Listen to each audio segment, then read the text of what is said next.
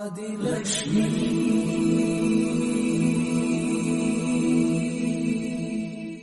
श्री धनलक्ष्मी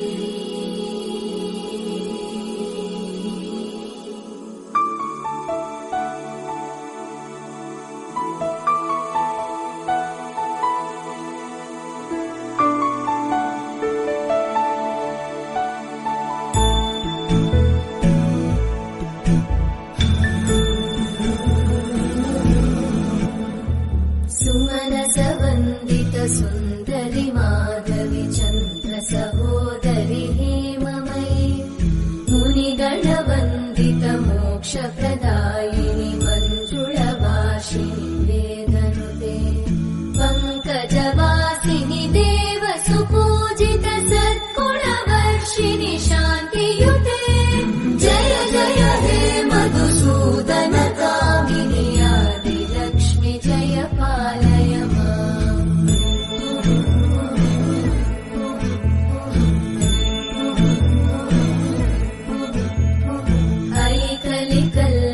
नाशिनि कामिनि वैदिकरूपिणि वेदमयी क्षीरसमुद्भव मङ्गलरूपिणि मन्त्रनिवासिनि मन्त्रनुते मङ्गलदायिनि अम्बुजवासिनि देवगणाश्रितपादयुते जय जय हे मधुसूदन कामिनि धान्यलक्ष्मि जय पालय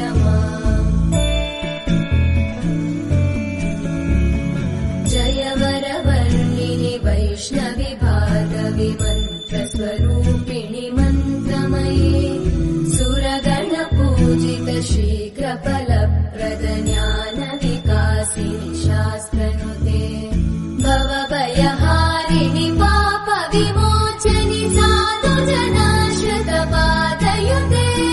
जय जय हे मधुसूदन कामिनि धैर्यलक्ष्मि जय पालय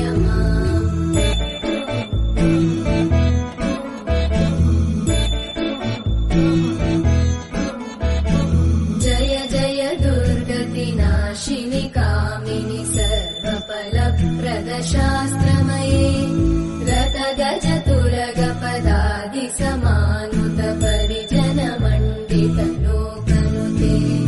हरिहर ब्रह्म सुपूजित सेवित तापनिवारिणि पादयुते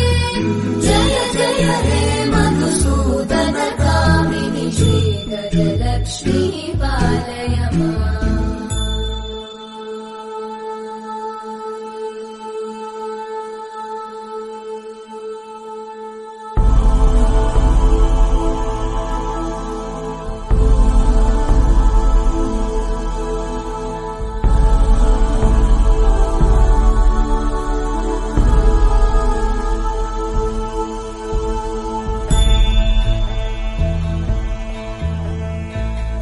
ऐकगवाहिनि मोहिनि चक्रिणि रागविवर्धिनि ज्ञानमये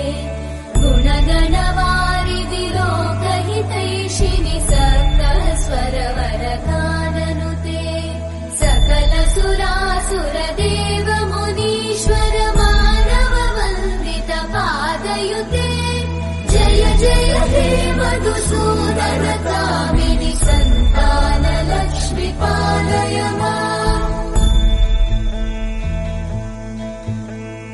जय कमलासनि सद्गतिदायिनि ज्ञानविकासिनि गानमये अनुदिनमर्चित कुङ्कुमधूसरभूषित वासित वाद्यनुते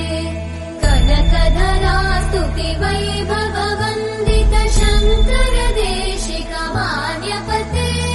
जय जय हे मधुसूदन कामिनि